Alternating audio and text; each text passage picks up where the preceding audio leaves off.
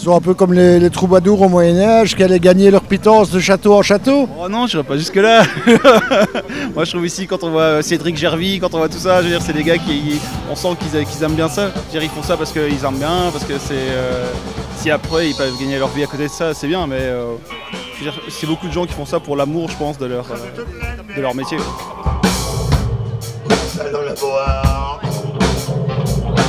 Toute la journée. Seul on la voit. Tes mains épilent. La vision déformée, mythique que les gens peuvent avoir de l'artiste dans sa richesse. Gloire égale pognon, égale plein de privilèges et tout et tout. Alors question à l'artiste que tu es depuis longtemps, la reconnaissance, est-ce qu'elle est forcément synonyme de confort financier? Voilà.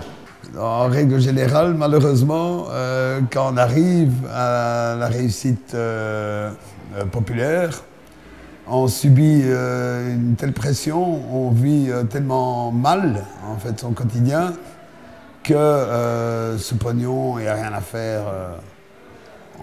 On le brûle, on le brûle quasi tous quoi. Enfin, une grande partie en tout cas de nous. Et donc, il part avec la disparition de la reconnaissance populaire, ben, il n'y a plus rien en général. Il n'y a plus un rond, il n'y a plus un flèche. Quoi. Mais oui, dans une certaine mesure, la popularité, c'est quand même un truc qui se monnaie, ça a une valeur financière, quoi. Et donc, quelque part, les gens ont raison de penser que automatiquement, gloire et argent, ça va de pair. Ouais, sauf qu'ils oublient un peu vite que la gloire, elle est courte, extrêmement courte. Et en tout cas, le moment où la gloire est rentable et rentabilisable est aussi excessivement court. Hein, Lady Gaga, c'est un bel exemple. Je crois qu'elle commence là, après 5 ans de carrière, à une chute libre au niveau financier. En même temps, sa chute de popularité. Et en même temps, ces gens très riches, ils ont un train de vie qui leur coûte tellement cher qu'en fait, ils sont sans rien aval. Ils ont été pris en charge. En fait, le problème, c'est que tu es pris en charge comme un enfant, tu es complètement materné, y compris la gestion d'ailleurs de tes finances en général. Et donc, tu te retrouves à ne rien comprendre à ce qui t'arrive le jour où tu perds cette cour. C'est pas une cour en fait, justement. C'est cette assemblée de maman, de papa, de tonton. Et que tu te retrouves à devoir toi-même assumer et tu ne connais pas d'autre type de vie. Donc tu es habitué à ton chauffeur, tu es habitué à toutes ces logiques et donc tu le gères comme une patate en général et plus dur est la chute, quoi. Tout ça, tu as connu de près, mais tu n'en as pas vraiment bénéficié toi-même, en fait. Tu as plus été témoin qu'acteur ou c'était limite? En fait, à force, quand tu es témoin, tu n'as plus trop envie d'être acteur dans ce genre de pièce, tu vois. Et donc j'ai très tôt rencontré des mecs qui avaient beaucoup de succès et tout. J'ai vu, j'ai observé, j'ai pu parler avec eux, j'ai passé du temps avec. Et c'est vraiment un contre-modèle total, quoi. C'est le truc que tu n'as absolument pas envie de vivre. Mais bon, moi je suis musicien, c'est ça dans le sang, je ne sais faire que ça, je n'aime faire que ça, donc c'est maladif. Mais vivre ça, non, pas pour moi, quoi. Et comment expliquer? En plus, le prix à payer, en général, d'abord, la chance qui t'est donnée, elle n'est pas vraiment en corrélation avec ton potentiel artistique.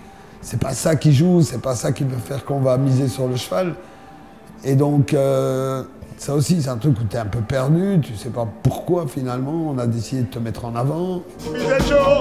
Reprogrammer ce chanteur. Reprogrammer ce chanteur. Reprogrammer ce chanteur. Je dis que pour un artiste, il fallait presque habiter ou travailler dans les années 80 pour pouvoir gagner sa vie, parce que maintenant c'est devenu tellement ardu que c'est devenu presque invivable. Les rockstars n'existent presque plus. Et ceux qui sont mythiques, ils sont passés, soit des icônes, soit ils passent dans la légende. Et en Belgique, on n'en a pas trop de ce genre-là. Je pense que c'est très difficile de percer dans le monde de l'artiste, c'est très compliqué. Et par ailleurs, oui, on voit les artistes, les connus, les plus connus, les moins connus. Je pense que c'est pas c'est pas quelque chose de réellement reconnu en tant que tel, je pense.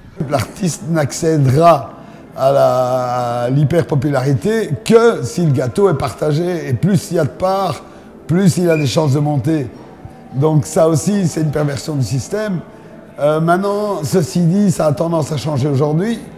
Tout ce dont on parle là, en fait, c'est aussi un showbiz qui est vraiment en voie de disparition, s'il n'a pas tout à fait disparu.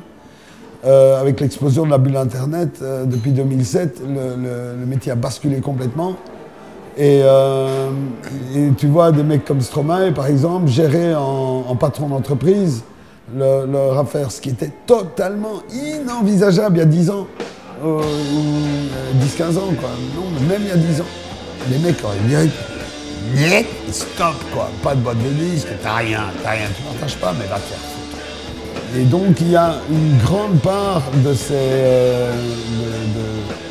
parasites qui disparaissent ou qui ont disparu ces derniers temps.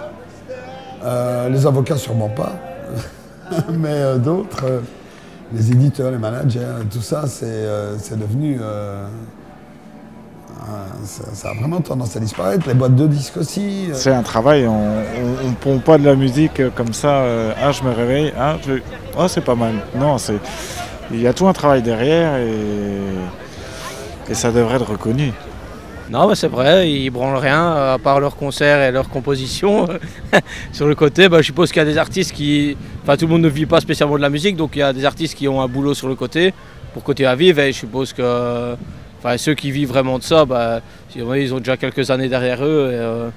Et eux, leur temps, ils passent à faire des compositions, à chercher l'aspiration. Alors, dernière question, en dehors de la scène et des studios d'enregistrement, est-ce que l'artiste est en glandeur ou est-ce qu'il bosse? Comme un dingue, ouais. Comme un dingue, on bosse. Et en tout cas, non, tous. Matt Pokora, il bosse sa danse, il bosse son chant, mais c'est tout ce qu'il doit faire, mais il le bosse à donf, au quotidien.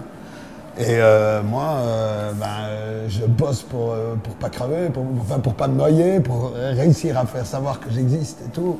Mais alors, à donf, quoi. Allez. Merci au Dieu.